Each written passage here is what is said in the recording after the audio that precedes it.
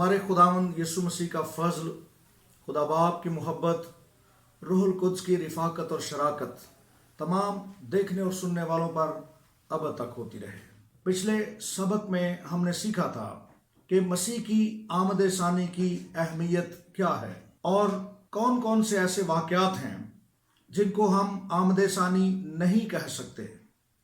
और फिर हमने सीखा कि आमद सानी की हकीकी फितरत क्या है, यानी हकीकी तौर पर आमद सानी क्या है।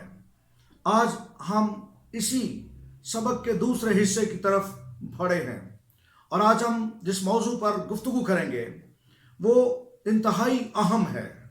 आज हम गौर करेंगे मसीह की आमद सानी का वक्त क्या होगा, मसीह कब आएगा। शागिर्दों ने भी ये सवाल किया कि तेरा आना कब होगा, तो मसीह की आमद सानी का वक्त क्या होगा।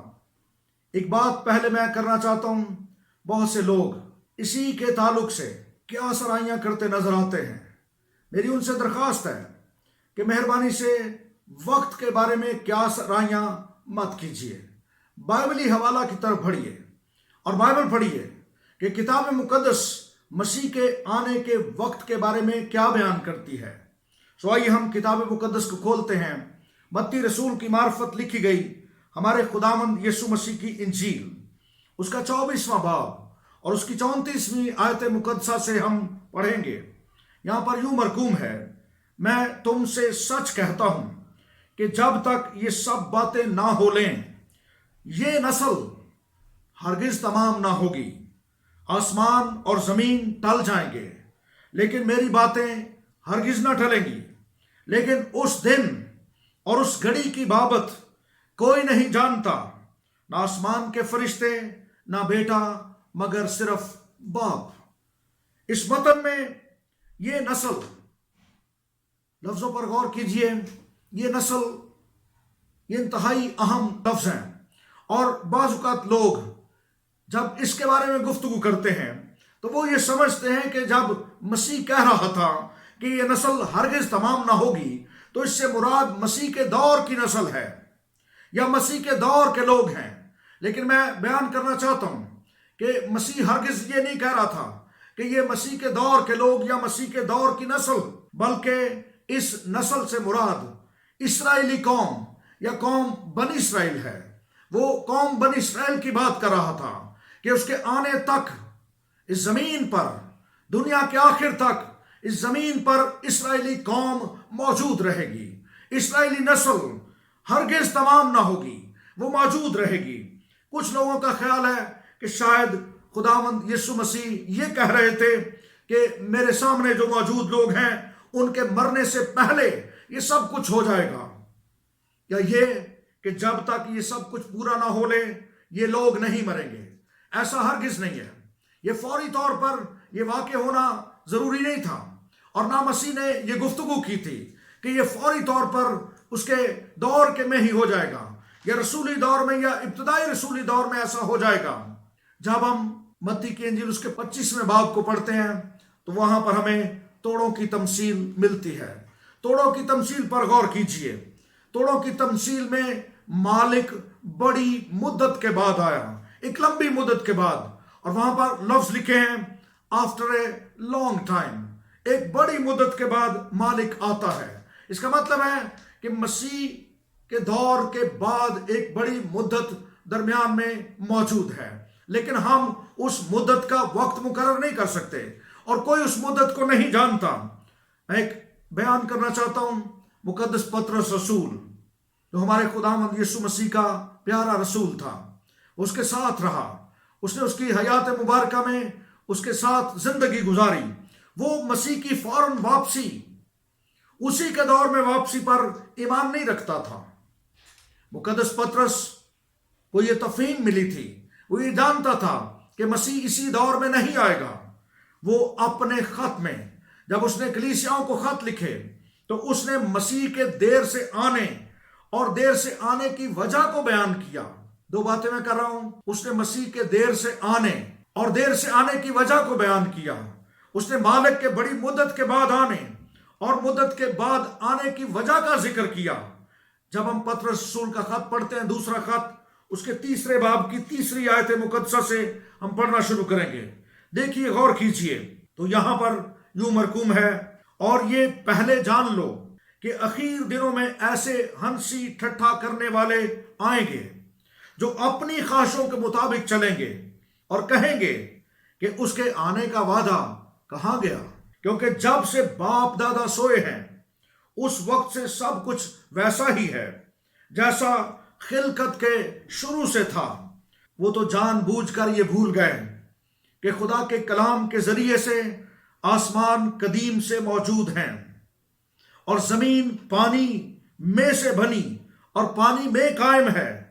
انہی کے ذریعے سے اس زمانہ کی دنیا ڈوب کر ہلاک ہوئی، مگر اس وقت کے آسمان اور زمین اسی کلام کے ذریعے سے اس لیے رکھے ہیں کہ جلائے جائیں، اور وہ بے دین آدمیوں کی عدالت اور ہلاکت کے دن تک محفوظ رہیں گے۔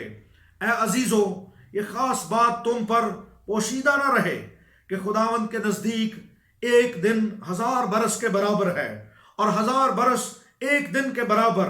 خداوند اپنے وعدہ میں دیر نہیں کرتا جیسی دیر بعض لوگ سمجھتے ہیں، بلکہ تمہارے بارے میں تحمل کرتا ہے، اس لیے کہ کسی کی ہلاکت نہیں چاہتا، بلکہ یہ چاہتا ہے کہ سب کی توبہ تک نوبت پہنچے۔ سو بڑی صفائی کے ساتھ مقدس پطرس نے خداوند کے آنے میں دیر کی وجہ کو بیان کیا ہے۔ اس نے یہ بیان کیا کہ خداوند تحمل کر کے ٹھہرا ہوا ہے تاکہ کوئی شخص ہلاک نہ ہو جائے، تاکہ سب لوگ اس کی تیار کردہ نجات کو جانیں اور زندگی پائیں اور ابدی زندگی پائیں۔ اس کے دیر سے آنے کی ایک اور وجہ جو کتاب مقدس میں بیان کی گئی، اس کو بھی آپ کے گوش گزار کیا چاہتا ہوں۔ متی کی انجیل اس کے 24 باب کی 14 آیت، المسیح نے خود اپنی زبان مبارک سے فرمایا اور کہا، اور بادشاہی کی اس خوشخبری کی مرادی تمام دنیا میں ہوگی تاکہ سب قوموں کے لیے گواہی ہو، تب خاتمہ ہوگا۔ سو خاتمے سے پہلے انجیل خوشخبری کی منادی تمام دنیا میں اس کا کیا جانا ضروری ہے۔ مسیح کے کہنے کے مطابق یہ ضروری قرار پایا کہ خوشخبری انجیل قوموں کے اندر سنائی جائے، پوری دنیا کے اندر سنائی جائے۔ اور آج ہم خدا قدوس کی شکر گزاری کرتے ہیں، تیز ترین میڈیا اور دیگر ٹولز کے ذریعے پوری دنیا کے اندر انجیل کی خوشخبری پھیل رہی ہے، اور یہ آخری وقت کی نشانیوں میں سے ایک ہے۔ ہم اس بات کو بھی سمجھتے ہیں، یہ ضروری ہے کہ ساری قوموں کے اندر انجیل سنائی جائے، تب خاتمہ ہوگا۔ ایک اگلی بات جو میں آپ سے کرنا چاہتا ہوں، پہلی صدی میں کلیسیا کے اندر ایک مسئلہ پیدا ہو گیا تھا۔ تھسلنیکے کی کلیسیا میں بہت سے لوگ یہ تعلیم دینا شروع ہو گئے تھے۔ ابتدائی دور میں جو اظہار ثانی شروع ہوئی، پہلی صدی کی اظہار ثانی، بائبل کے طالب علم اس کے بارے میں بخوبی جانتے ہیں کہ پہلی صدی میں جب اظہار ثانی کا دور شروع ہوا، مسیحی کلیسیا کو ستایا گیا، تو بہت سے لوگوں نے یہ تعلیم دینی شروع کر دی کہ مصیبت کا دور شروع ہو چکا ہے اور اب ہمارا خداوند یسوع مسیح آنے والا ہے۔ ایسے وقت میں مقدس پولس رسول نے جب تھسلنیکے کی کلیسیا کو خط لکھا تو ان کو یاد دلایا۔ اس نے کہا کہ کسی کے فریب میں نہ آنا۔ تھسلنیکیوں کا خط اس کے 2 باب کی 3 آیت سے میں پڑھنا چاہتا ہوں، اس کو غور سے سنیے۔ اس نے کہا، کسی طرح سے کسی کے فریب میں نہ آنا، کیونکہ وہ دن نہیں آئے گا جب تک کہ پہلے برگشتگی نہ ہو اور وہ گناہ کا شخص یعنی ہلاکت کا فرزند ظاہر نہ ہو، جو مخالفت کرتا ہے اور ہر ایک سے جو خدا یا معبود کہلاتا ہے اپنے آپ کو بڑا بناتا ہے، بڑا ٹھہراتا ہے، یہاں تک کہ وہ خدا کے مقدس میں بیٹھ کر اپنے آپ کو خدا ظاہر کرتا ہے۔ کیا تمہیں یاد نہیں کہ جب میں تمہارے پاس تھا تو تم سے یہ باتیں کہا کرتا تھا؟ اب جو چیز اسے روک رہی ہے تاکہ وہ اپنے خاص وقت پر ظاہر ہو، اس کو تم جانتے ہو، کیونکہ بے دینی کا بھید تو اب بھی تاثیر کرتا جاتا ہے، مگر اب ایک روکنے والا ہے، اور جب تک وہ دور نہ کیا جائے روکے رہے گا۔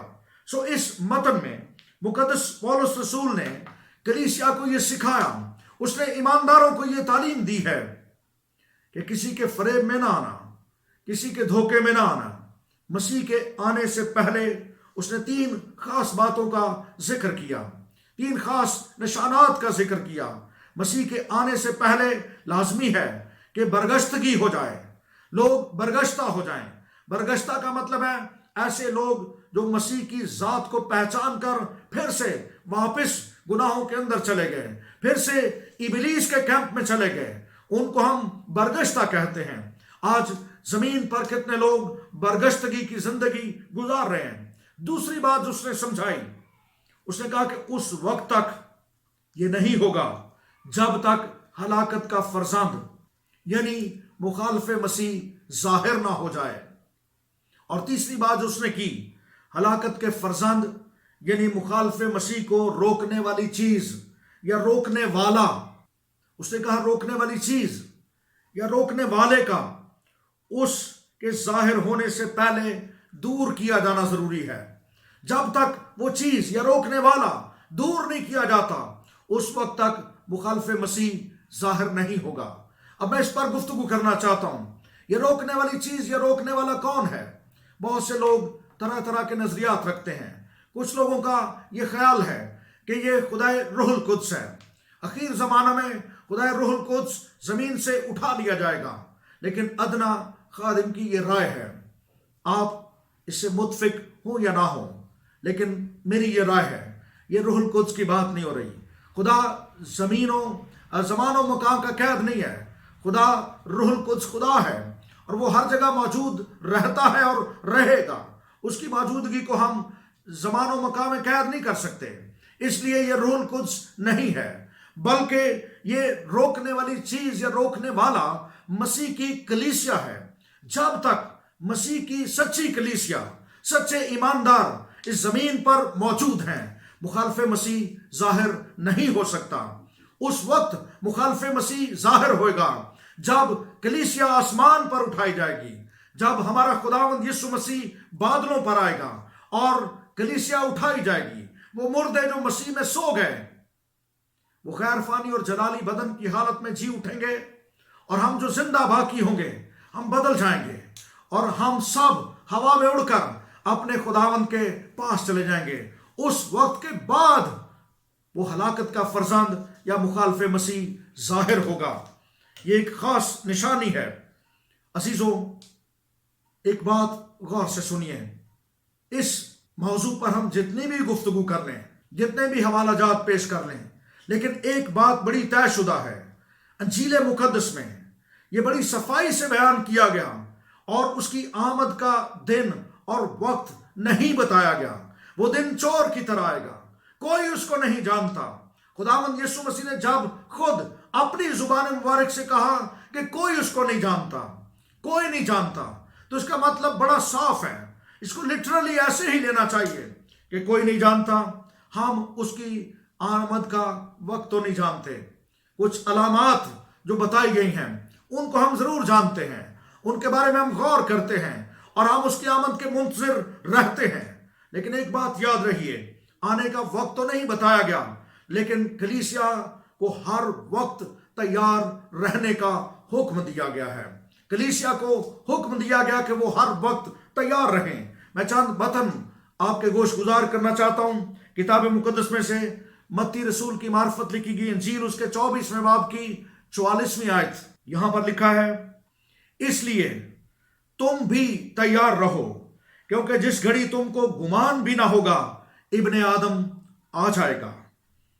और फिर 25वें बाब की 13वीं आयत लिखा है, पास जागते रहो, क्योंकि तुम ना उस दिन को जानते हो ना उस घड़ी को। इसी तरह मरकस रसूल की मार्फत लिखी गई इंजील उसके 13वें बाब की 33वीं आयत में लिखा है, खबरदार जागते और दुआ करते रहो, क्योंकि तुम नहीं जानते कि वक्त कब आएगा। और फिर मुकद्दस पतरस ने जब दूसरा खत कलीसियाओं को लिखा, उसके 3रे बाब की 12वीं आयत में वो ईमानदारों को लिखता है, और खुदा के उस दिन के आने का कैसा कुछ मुंतजिर और मुश्ताक रहना चाहिए। हमें वक्त नहीं पता, لیکن کلیسیاؤں کو یہ کہا گیا کہ ہمیں تیار رہنا ہے۔ اور تیاری کے بارے میں ایک اور ریلیونٹ بات بیان کرنا چاہتا ہوں۔ مسیح کی کلیسیا کی ذمہ داری، چرچ کی یعنی کلیسیا کی ذمہ داری، جب میں چرچ کہتا ہوں تو میں چرچ بلڈنگ کی بات نہیں کر رہا۔ چرچ مسیح کی کلیسیا، مسیح کے لوگ ہیں، ایمانداروں کی جماعت ہے۔ ایمانداروں کی جماعت کی ذمہ داری ہے کہ اس کے آنے سے پہلے اپنا کام ہمیں مکمل کرنا ہوگا۔ ہمارا کام کیا ہے؟ انجیل کو دوسروں تک لے کر جانا، گواہی کو دوسروں تک لے کر جانا، اس کے گواہ بننا، اور اس کی خوشخبری کو، اس کی نجات کے اشتہار کو قوموں اور امتوں میں لے کر جانا۔ کلیسیا کی یہ ذمہ داری ہے کہ اس کے آنے سے پہلے انجیل قوموں تک لے کر جائے، ساری امتوں تک، مختلف زبان بولنے والے لوگوں تک۔ کلیسیا کی یہ ذمہ داری ہے۔ اور جب تک بادشاہی کی خوشخبری کی منادی ساری دنیا میں نہیں ہو جاتی، مسیح کا آنا نہیں ہوگا۔ ابھی بادشاہی کی خوشخبری کی منادی ساری دنیا میں ہونا اگر باقی ہے تو پھر مسیح نہیں آئے گا۔ اگر ہم اپنی ذمہ داری کو نبھا رہے ہیں تو مسیح، یاد رکھو، جلد آنے والا ہے۔ اور بادشاہی کی خوشخبری کی منادی کا کیا جانا کیوں ضروری ہے؟ تاکہ لوگ سچی توبہ کریں اور ابدی موت سے، ابدی ہلاکت سے بچ جائیں۔ میں خصوصی طور پر اس بات کا اظہار کرنا چاہتا ہوں، مسیح کی آمد سے پہلے خدا کا منصوبہ یہ ہے کہ بہت سے لوگ سچی توبہ کی طرف مائل ہوں، وہ ہلاکت کی طرف نہ جائیں۔ خدا تحمل کر کے ٹھہرا ہوا ہے تاکہ لوگ سچی توبہ کریں۔ ایک ریفرنس میں آپ کے گوش گزار کرنا چاہتا ہوں۔ ایک عظیم مسیحی مفسر مائیکل گرین نے پطرس کے خطوط کی تفسیر لکھی ہے، اور وہ اپنی کتاب کے صفحہ نمبر 140 پر یہودی ربیوں کے ایک قول کو لکھتے ہیں، یہودی ربیوں کے قول کو۔ اور جب میں اس یہودی ربیوں کے قول کو آپ کے سامنے کوٹ کر رہا ہوں تو یاد رکھنا کہ یہودی ابھی تک مسیح کی آمد کے منتظر ہیں کہ وہ کسی کنواری سے پیدا ہوگا۔ وہ کنواری سے پیدا ہونے والے مسیح کی آمد کے منتظر ہیں۔ یہودی ربیوں کا قول اس کتاب میں لکھا ہے کہ یہودی ربی یہ کہتے ہیں کہ لوگوں کے گناہ مسیح کی آمد میں رکاوٹ بنے ہوئے ہیں۔ لوگوں کے گناہ مسیح کی آمد میں رکاوٹ بنے ہوئے ہیں۔ اگر صرف یہودی ایک دن کے لیے سچی اور حقیقی توبہ کر لیں تو مسیح آ جائے گا۔ اور پھر اس کتاب میں لکھا ہے اگر بنی اسرائیل صرف ایک دن کے لیے توریت کی ساری تعلیمات پر سچے دل سے عمل کر لیں تو مسیح آ جائے گا۔ اور وہ مسیح کے آنے کو، مسیح کے آنے کو سچی توبہ سے مشروط کر رہے ہیں۔ ہم ایمانداروں کو کتنی ضرورت ہے کہ ہم لوگوں کو سچی توبہ کے لیے انجیل سنائیں، خوشخبری سنائیں، تاکہ اس کا آنا جلد ہو۔ ایک اور آخری بات جو میں آج کے سبق میں کرنا چاہتا ہوں، خدا کا اپنا ایک منصوبہ ہے۔ ہم شکر گزاری کرتے ہیں سارے زمینی کیلنڈروں کے لیے، ارتھلی کیلنڈرز، مختلف طرح کے کیلنڈرز، لیکن یاد رکھنا جب ہم مسیح کے آنے کے وقت کی بات کر رہے ہیں، کسی طور پر بھی ہم زمینی کیلنڈر کی بات نہیں کر سکتے، کیونکہ ہمیں یہ نہیں پتا۔ بائبل میں ابھی ہم نے پڑھا اس کے نزدیک ایک دن 1000 برس کے برابر ہے، اور 1000 برس ایک دن کے برابر ہے۔ ہم وقت اور میعادوں کو نہیں جانتے، وقتوں کو میعادوں کو جاننا ہمارا کام نہیں ہے، اور نہ ہی ہمیں اس تناظر میں زمینی کیلنڈر کو استعمال کرنا چاہیے، زمینی کیلنڈر کو ذہن میں رکھنا چاہیے۔